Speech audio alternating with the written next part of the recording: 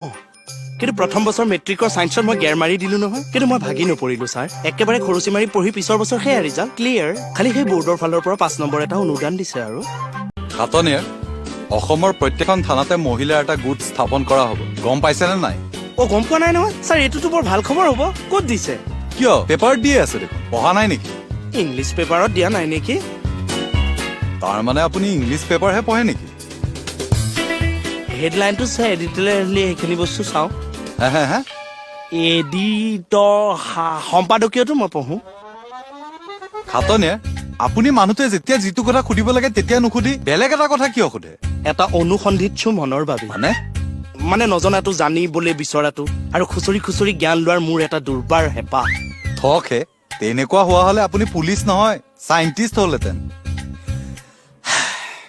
আশাও কৰিছিলো sir scientist হোৱাৰ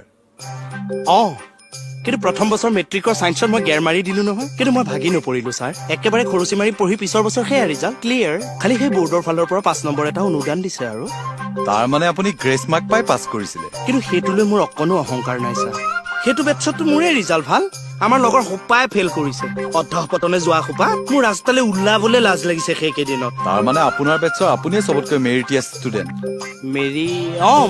মেৰি সেইটো মই মেৰিট নহয় মেৰিট মই পিছৰ বছৰে মেৰিট বিয়া পাতি পেলালো বুজিছো একচুৱেলি মইহে আপোনাৰ জ্ঞানৰ মূলটো বুজি পোৱাত দেৰি হ'ল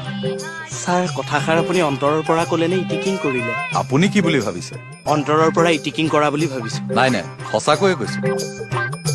হ'ল যাওক এতিয়া ছাৰ হেৰি এই মহিলাৰ গোটটো যে গঠন হ'ব আমাৰ আউটপোষ্টতো হ'বনে সেইটো কাৰণে এতিয়াও চাৰ্কুলাৰ অহা নাই কিবা কৰে নহয় মানে হ'লে ভাল হয় আৰু থানাখন শক্তিশালী হ'ব দিয়কচোন যিখিনি শক্তি আছে সেইখিনিয়ে প্ৰয়োগ কৰক দেচোন হয়